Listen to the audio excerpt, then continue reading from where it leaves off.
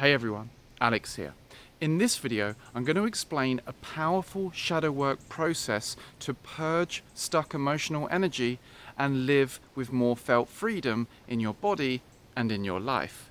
But first, you might ask, why shadow work? Especially if the truth is non-dual. Doesn't that mean the separate self doesn't exist at all and all of that's just an illusion and there is only what is? Well, yes, ultimately, but relatively, there are things happening in the dream of consciousness. And one of the things that seems to play out is this momentum of subconsciously driven patterns of behavior. Here's how they form. You go through an adverse event in your life, perhaps in your childhood or adolescence, perhaps a conflict with a parent or caregiver, and a strategy, a way of being and dealing with that situation develops.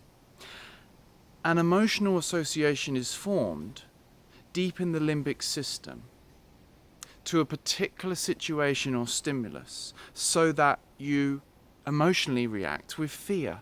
Don't do that or I'll lose love. Don't do that or I could be abandoned.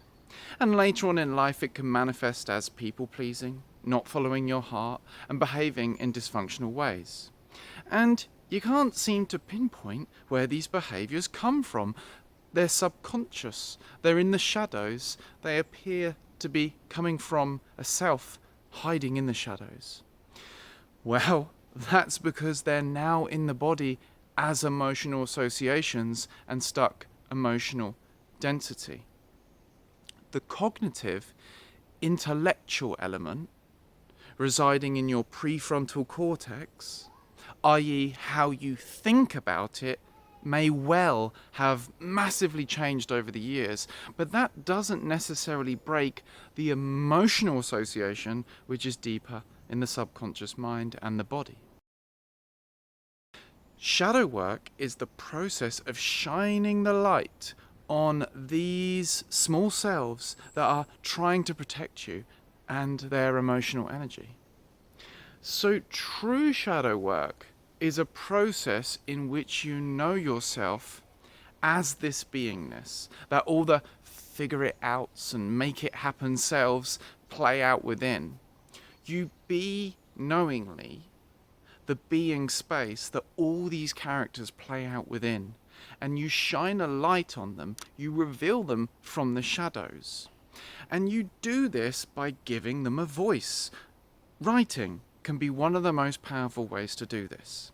It forces you to slow down and really be with each word as it comes out.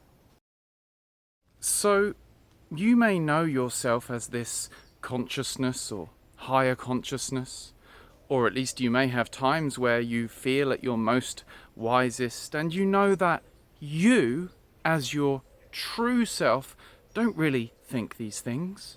You, as awareness, don't really think these things, but the character does. The character feels angry and disgusted and disappointed and fearful and overwhelmed and like a victim who blames others, who doubts themselves with self-judgment, self-pity, or sometimes guilt and shame. And you start to think about this and write. Identify where you feel it in your body.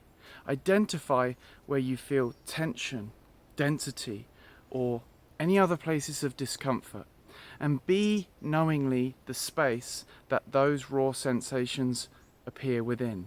Sit with them and journal for the character, but don't identify with the character. Know yourself as the loving space that all of this plays out within. And have compassion for the character.